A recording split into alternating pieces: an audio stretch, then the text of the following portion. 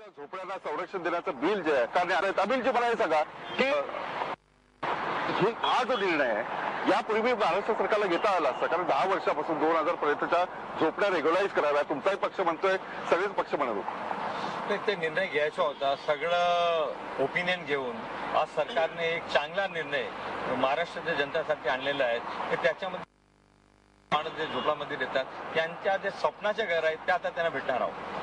आपण ऐकलं जितेंद्र आव्हाड काय म्हणतात अमीन पटेल मला सांगा की अतुल कुलकर्णी म्हणतात आणि गेल्या वेळेला 95 जेव्हा तुम्ही रेग्युलाइज केलं होतं तेव्हा तुम्ही कॅफेडेव्हिट दिलं होतं की इथून पुढे अशा प्रकारच्या झोपड्या रेग्युलाइज केल्या जाणार नाही तरी सुद्धा तुम्ही 2000ची जी झोपडपट्ट्या ते रेग्युलाइज करण्यासाठी बिल आणलेलं आहे आणि तांत्रिक अडचणी खूप आहेत तुमच्याकडे.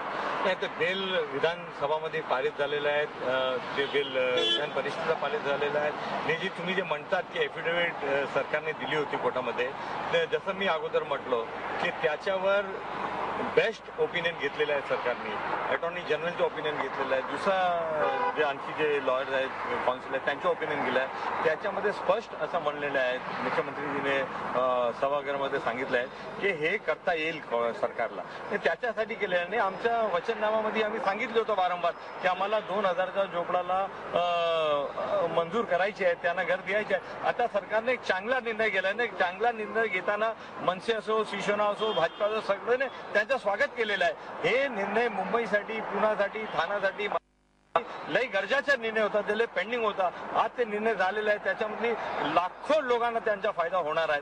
एक चांगला निर्णय आहे. लाखो लोकांना फायदा होणार आहे. अतुल भ्रष्टाचाराचे आरोप लपवण्यासाठी केलेलं आहे असं अतुल कुलकर्णी यांचं म्हणणं आहे. अतुल कुलकर्णी जे आमचे ज्येष्ठ मित्र आहेत ज्येष्ठ पत्रकार आहेत मला त्यांना असं सांगू इच्छितो की हे जे निर्णय एक नाही आणि हे अधिवेशनमध्ये लय निर्णय सरकारने घेतलेले आहेत. अतुलजी म्हणतात की स्लम मध्ये अँब्युलन्स जात नाही रस्त्यामध्ये अँब्युलन्स जात नाही फायर ब्रिगेड नाही त्याच्यासाठी आज स्लम मध्ये जे लहान लहान जे गली आहेत त्याच्यामध्ये लोकांच्या जीवाला त्रास आहे त्याच्यासाठी हे पॉलिसी की आज तिथे रिडेव्हलपमेंट झाले पाहिजे लोकांना घर मिळालं पाहिजे चांगला किती वर्ष करणार तुम्ही या सर्जन करणार की नाही सिंगापूर शांघाय असं करणार की नाही. हो नक्की करायचं त्याच्यासाठी आम्ही हे निर्णय घेतलेले आहेत की आज सरकारची जे जबाबदारी आहे रोटी कपडा आणि मकान लोकांना औषध मिळाली पाहिजे लोकांना स्वस्त आलं पाहिजे त्याच्यासाठी हे सगळे निर्णय घेतलेले आहेत. मला नक्की खात्री आहे की आता जे हे निर्णय मधून जे सरकारने निर्णय घेतलेले आहेत त्याच्यामध्ये आमचा बी झोपडी आता नवीन बनायला थांबली पाहिजे आणि सरकार त्याच्यासाठी थांबली पाहिजे. तर मग 95 झालं 2000 झालं उद्या 2010 कराल 2015 कराल समजली काय नाही सरकारची जबाबदारी आहे ते मुंबई महानगरपालिका मी मुंबईत आपण बोलूया ते ऑफिसर नेमलेले आहेत ते पोलीस ऑफिसर सिनियर इन्स्पेक्टर किंवा वॉर्ड ऑफिसर त्यांच्या जिम्मेदारी आहेत की नवीन झोपडा आले नाही पाहिजे.